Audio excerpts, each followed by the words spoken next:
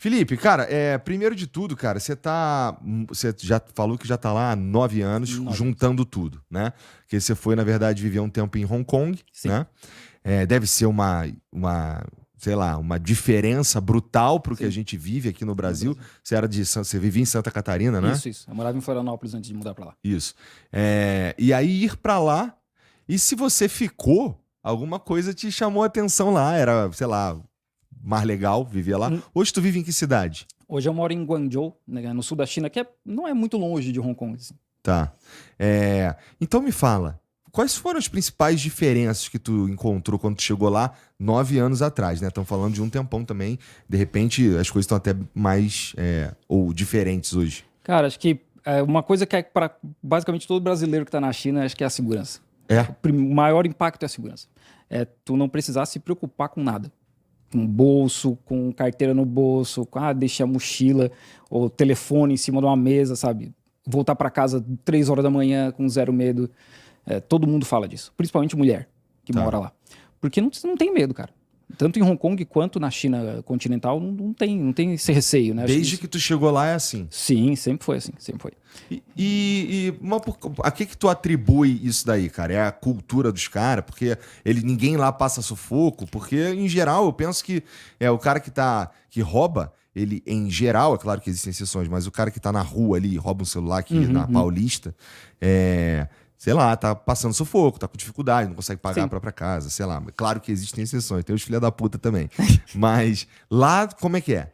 A China tem um programa de combate à pobreza já há décadas, né? A China eliminou a pobreza extrema, acho que em 2018, 2019, e isso impacta muito na necessidade das pessoas roubarem para comer, porque elas não precisam mais. Existe pobreza na China ainda, é um processo que continua, mas elas não precisam mais roubar para comer. Não precisa roubar um celular para vender para comer. Apesar de que lá tem um mercado grande de celular roubado pelo mundo, né? Que vai tudo parar em Shenzhen ou Hong Kong. Mas hoje não existe isso, né? A gente vê até no reflexo nos prédios. Prédios da década de 80, 90, tudo tem grade. Primeiro, segundo, terceiro, quarto andar. Hoje não tem mais. Os prédios mais novos não tem. Porque não tem essa necessidade, cara. Larga moto elétrica com a chave na ignição e fica ali. Não acontece nada. Então, eu acredito que, em parte, é a questão da sociedade, que a gente está conversando, né, que é uma base filosófica diferente, confucionismo, de enxergar a sociedade como um todo, e, em parte, é o combate à pobreza. Entendi. Tu foi pra lá porque tua esposa foi trabalhar lá? Isso, minha ex-esposa foi contratada por uma empresa em Hong Kong e a gente mudou junto para Hong Kong. Tá. E tu ficou por quê? Eu não tinha plano para voltar na época, a gente acabou se divorciando, só que Hong Kong não é bom para mim. Eu sou engenheiro de produção, eu trabalho com fábricas há 25 anos e a China é a fábrica do mundo, né? Aí eu conheci uma mina no Tinder e conversando com ela, preciso de um trampo na China, ela tinha uns contatos de umas fábricas, em 2 semanas eu estava contratado numa fábrica na China. Caraca, o cara... Eu consegui, meu primeiro trampo da China foi pelo Tinder. Foi o cara arrumou um emprego pelo... Interessante. E aí tu foi lá pra China continental. Isso. Fui pra Guangzhou, essa cidade que eu moro hoje. Então tu já tá lá desde então? Não, eu acabei mudando pra outra cidade, porque veio a pandemia, a fábrica que eu trabalhava fechou, e eu arrumei um trampo numa outra província, perto de Shanghai. Província na China são os estados, né? Eu morava, meia hora de trem de Shanghai.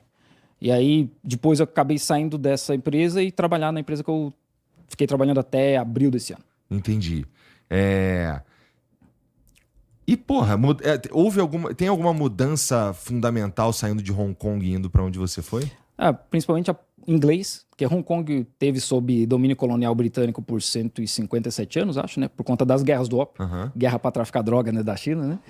Então, lá tem muito inglês. Tem uma separação, inclusive, né? Existiam, guardadas as devidas proporções, um apartheid em Hong Kong. Tinha partes da ilha de Hong Kong que só branco podia morar. Chinês não podia morar.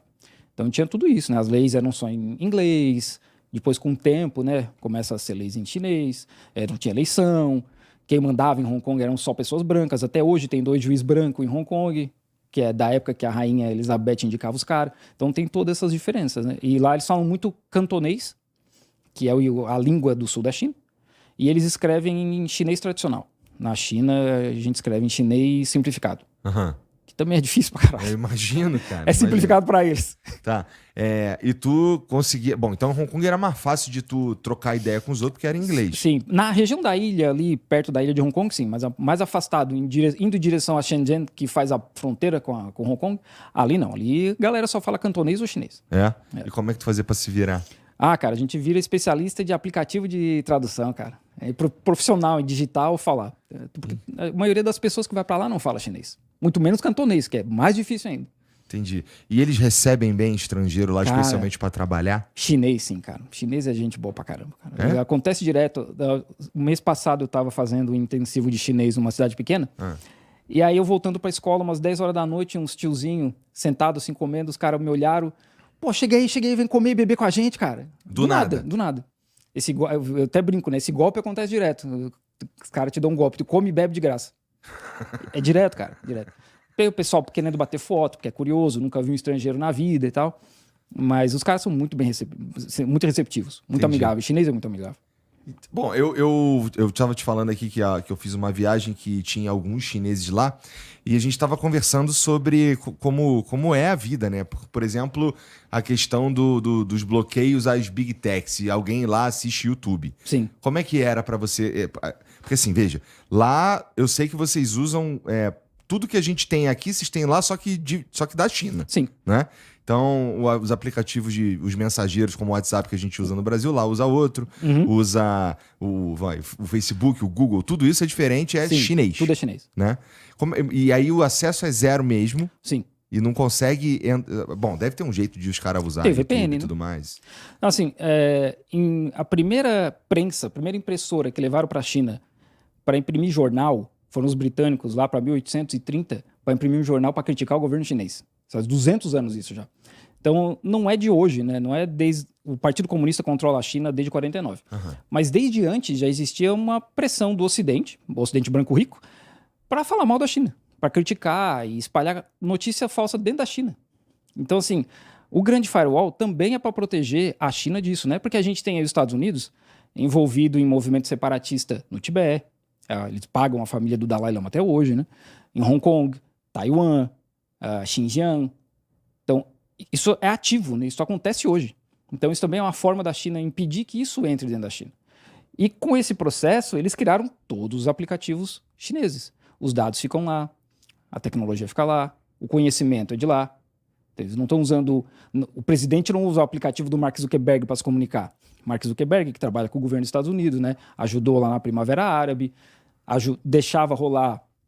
O Facebook é bloqueado na China porque tinha grupos terroristas se organizando dentro do Facebook. Até 2013. Aí a China pediu para eles fazerem alguma coisa, eles não fizeram porque os Estados Unidos têm interesse no separatismo chinês. Aí a China bloqueou o Facebook. E foi assim com o Instagram, depois que a Meta comprou, e foi assim com o WhatsApp, depois que a Meta comprou. Mesma coisa com o Twitter. Então, esse é o motivo, né? Sobre VPN, não é ilegal ter VPN na China. Isso quem me falou ainda foi um advogado chinês. Tem VPN na Apple Store chinesa, da Apple, né? Mas é claro que esses aplicativos são aprovados pelo governo, é óbvio. O governo está monitorando tudo. Então, assim, quem quiser usar, pode usar. O que pode dar ruim? É o cara pegar a notícia de independência de Taiwan e postar dentro da China. Aí isso pode dar ruim. O fato dele usar o VPN só, não. Tá, então se você quiser, você pode usar o VPN para assistir o YouTube. Eu uso. Mas eu sou estrangeiro, no fim, estrangeiro tem mais regalia, nesse sentido. Tá. Mas o chinês pode. O pessoal que trabalhava comigo, eu trabalhava numa fábrica, eu era o único estrangeiro, eles usavam Twitter, o YouTube, Instagram, tudo. Entendi.